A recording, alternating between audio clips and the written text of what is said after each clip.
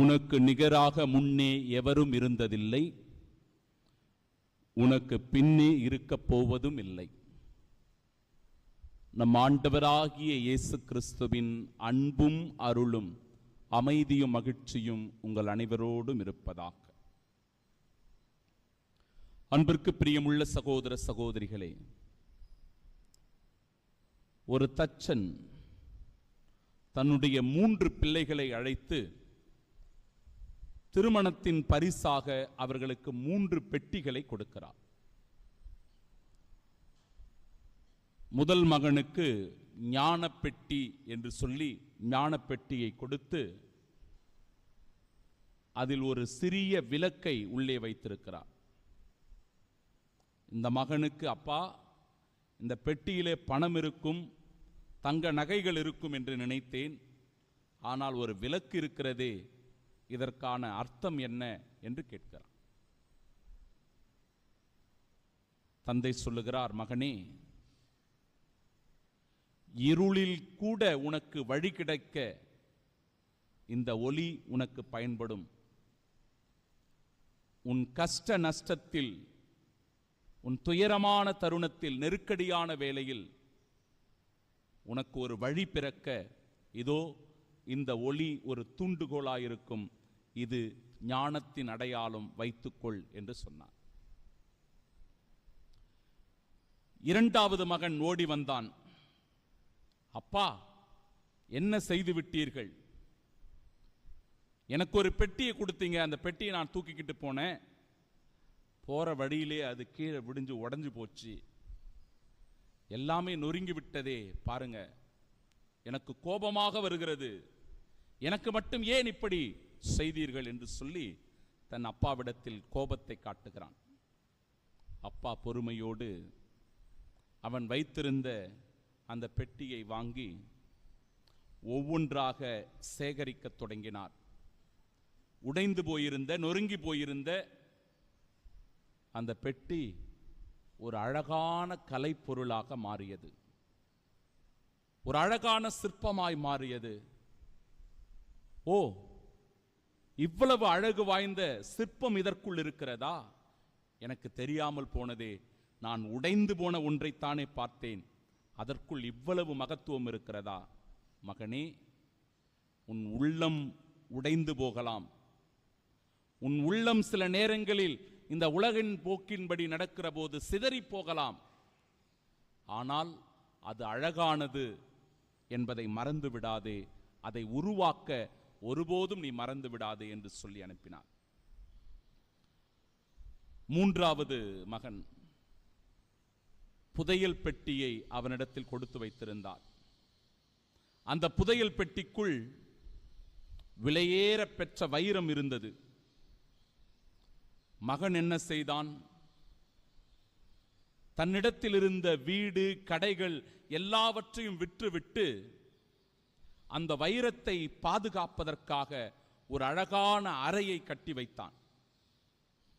அந்த ஊர் மக்கள் அவனை பார்த்து பைத்தியக்காரன், பைத்தியக்காரன், ஒரு வீட்டை விற்றுவிட்டான், கடைகளை விற்றுவிட்டான், இப்படி ஒரு வைரத்திற்காக ஒரு அறையை மட்டும் கட்டி வைத்திருக்கிறானே என்று சொல்லி இகழ்ந்தார்கள். மதிப்பு தெரிந்தவருக்கு மற்றது எல்லாமே சிறியதுதான்.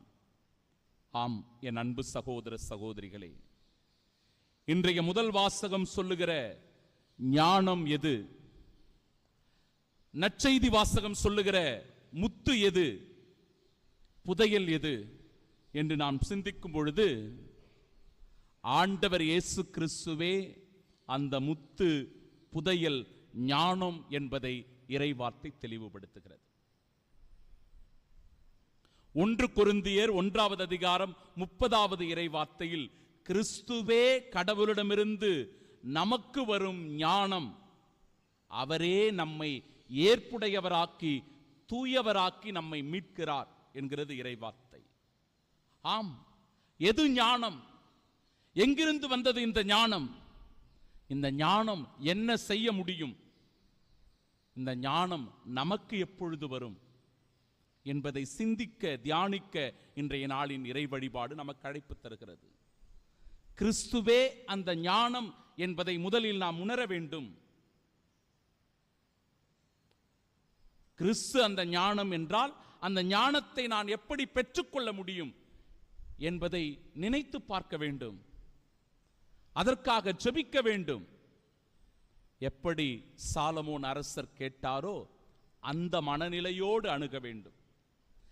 என்ன கேட்கிறோம் என்பதை விட எப்படி கேட்கிறோம் என்பது மிக மிக முக்கியம். இந்த திருவழிபாட்டில் பங்கு பெறுகிற என் அன்பு சகோதர சகோதரிகளே, உன் தேவை என்ன? உன் தேவையை நீ என்ன மனநிலையோடு ஆண்டவரை நோக்கி கேட்கிறாய்? ஆண்டவர் அவரை பார்த்து உனக்கு என்ன வரம் வேண்டும் கேள் என்று சாலமோனை பார்த்து கேட்டவுடன், உம் மக்களுக்கு நீதி வழங்கவும் நன்மை தீமையை பகுத்தறியவும் ஞானம் நிறைந்த உள்ளத்தை எனக்கு தா இறைவா என்று வேண்டி கேட்கிறார். ஆண்டவருக்கு அது உகந்ததா இருந்தது. ரொம்ப முக்கியம் அதுதான்.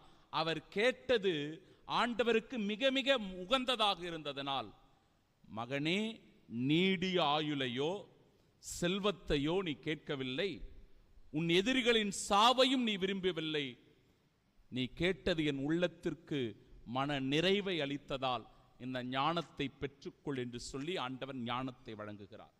அதனால்தான் உனக்கு நிகராக முன்னே எவரும் இருந்ததில்லை, உனக்கு பின்னே இருக்க போவதும் இல்லை என்று சொல்லி தெளிவுபடுத்துகிறது முதல் வாசகம்.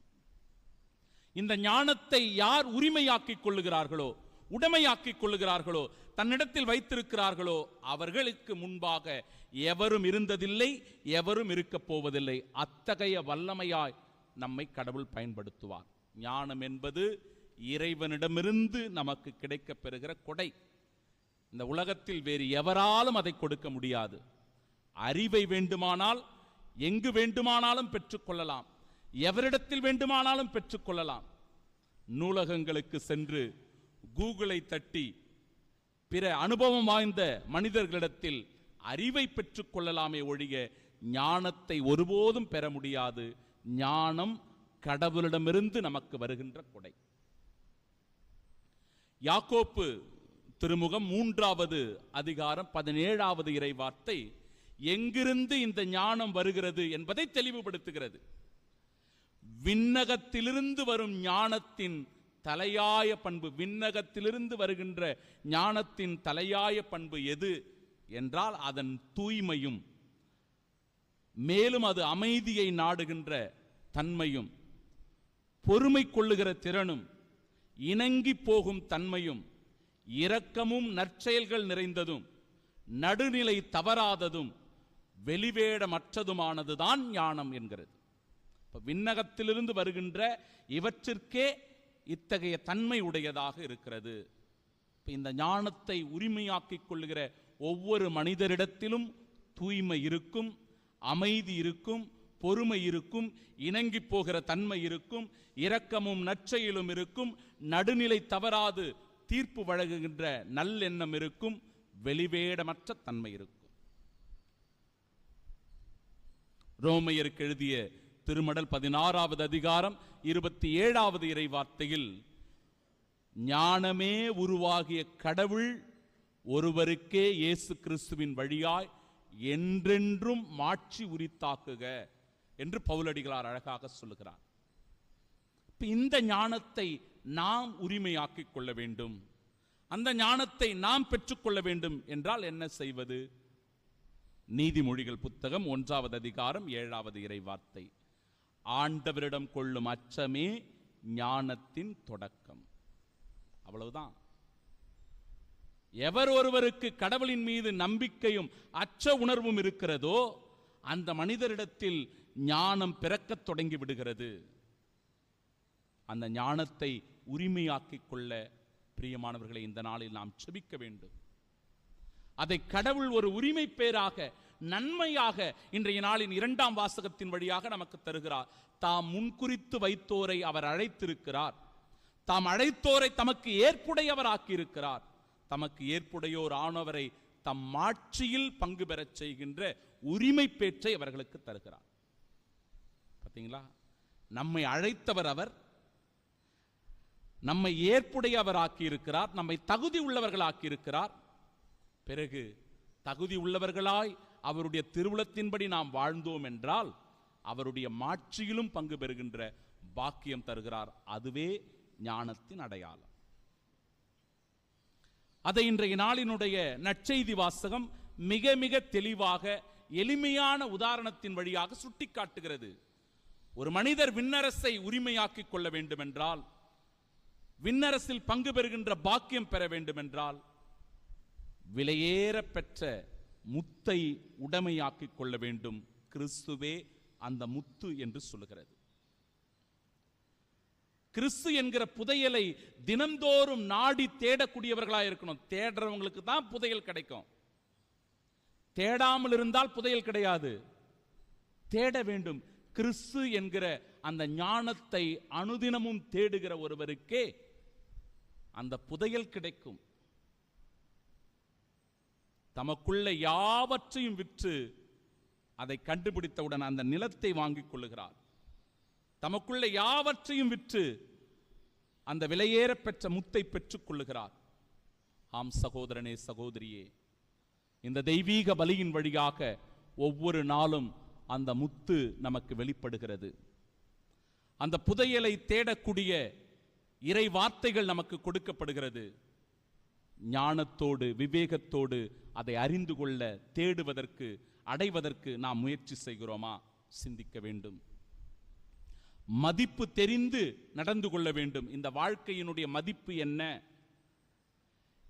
என் ஆண்டவர் கிறிஸ்துவினுடைய மதிப்பு என்ன என்பதை உணர்ந்து கொண்டால் மற்ற எதுவும் நமக்கு பெருசா தெரியாது. வாழ்க்கை தான் ரொம்ப ரொம்ப முக்கியமானது. அந்த வாழ்க்கையில் கிறிஸ்து இருக்கிறாரா என்பது மிக மிக முக்கியமானது.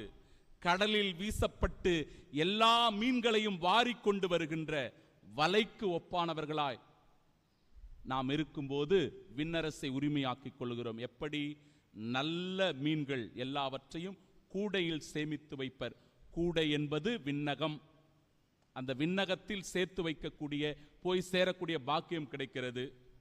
கெட்டவற்றை வெளியிலே எறிவர் என்றால் நரகத்தில் தூக்கி வீசப்படுவோம். அவ்வளவுதான். ஞானத்தை கேளுங்கள். உள்ளம் உடைந்தாலும் உறுதியான நம்பிக்கையோடு ஆண்டவரை நாடுங்கள்.